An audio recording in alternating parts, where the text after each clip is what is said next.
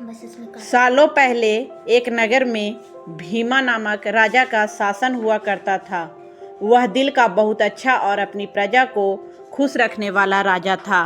अगर किसी को कोई समस्या होती तो राजा तुरंत उसका समाधान कर देता। धन संपत्ति और खूब इज्जत होने के बाद भी राजा की पत्नी दुखी रहती थी। उसके मन में हमेशा से संतान प्राप्ति की चाहत थी, जो सालों से पूरी नहीं हो पाई थी। राजा को भी यह दुख रह रह कर सताता था। राजा ने कभी अपना दुख खुद पर हावी होने नहीं दिया और पूरे राज्य की लगन से सेवा करते रहते थे। एक दिन भीमा राजा के राज्य में एक सिद्ध साधु भ्रमण करने पहुँचे। वो गांव-गांव घूमकर लोगों से पूछने लगे कि वो कितने सुखी हैं। हर किसी का जवाब एक ही था कि हमारे राजा बहुत अच्छे हैं और पूरी प्रजा को खुश रखते हैं। हर किसी के मुंह से राजा की तारीफ सुनने के बाद वो साधु राजा के पास पहुंचा। राजा को प्रणाम करने के बाद साधु बोला, हे राजन, तुम्हारे राज्य में हर कोई खुश है। यह सब देखकर मुझे भी अच्छा लग रहा है। तुम्हारे काम से खुश होकर मैं तुम्हें एक टोकरी दे रहा हूँ। ध्यान रखना कि ये कोई सामान्य टोकरी नहीं है। तुम इसमें जो भी डालोगे वो 1 से 2 बन जाएगी। इतना कहकर साधु वहाँ से चला जाता है। अब राजा टोकरी लेकर सीधे रानी के पास पहुँचा और साधु की सारी बातें बताई। राजा की बात सुनकर रानी अपने हाथ से एक कंगन उतारकर उस टोकरी में डाल देती है। देखते ही देखते कंगन 1 से 2 हो जाते हैं। यह देखकर राजा व रानी दोनों हैरान होने के साथ ही काफ़ी खुश हुए। दोनों के मन में हुआ कि अब राज्य में किसी चीज़ की कमी नहीं होगी और प्रजा की खुशी दोगुनी हो जाएगी। इस टोकरी से भी हम अपनी प्रजा की ही सेवा करेंगे। कुछ दिनों बाद भोला नाम का एक व्यक्ति अपने परिवार के साथ राजा और रानी से मिलने के लिए पहुंचा। उसके साथ अपनी पत्नी और नवजात शिशु भी थे। भोला ने सबसे पहले राजा रानी दोनों को प्रणाम किया और बताया कि हम आपके ही नगर के रहने वाले हैं। आपको संतान ना होने का दुख हमसे सहा नहीं जा रहा है, इसलिए हम अपने इस शिशु को आपको देने के लिए आए हैं। इस वक्त से ही आप दोनों मेरे पुत्र के माता पिता हो।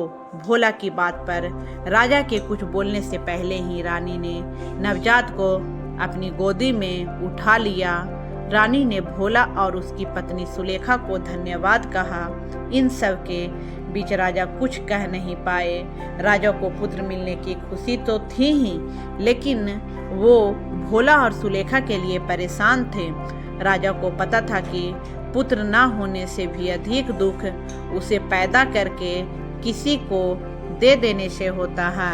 इतना सब सोचने के बाद राजा कुछ देर बाद रानी को समझाते हैं कि हम किसी के उस बच्चे को उसके माता पिता से अलग नहीं कर सकते हैं। राजा और रानी की बातें सुनकर भोला व सुलेखा उनसे हाथ जोड़कर पुत्र को रखने की प्रार्थना करते हैं। राजा रानी दोनों ही भोला और सुलेखा की बातें सुनकर हैरान हो जाते हैं।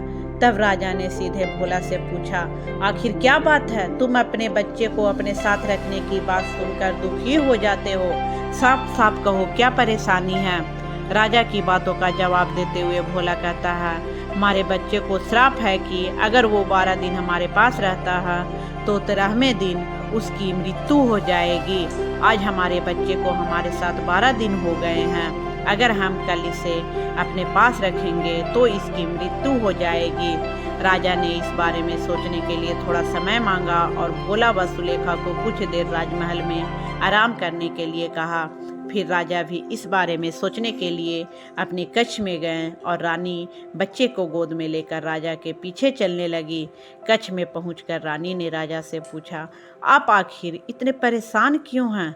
तब राजा ने कहा कि मेरे राज्य में रहने वाला कोई भी परिवार मुझे अपनी संतान देकर सारी जिंदगी रोता रहे, ये मुझे हरगिज मंजूर नहीं।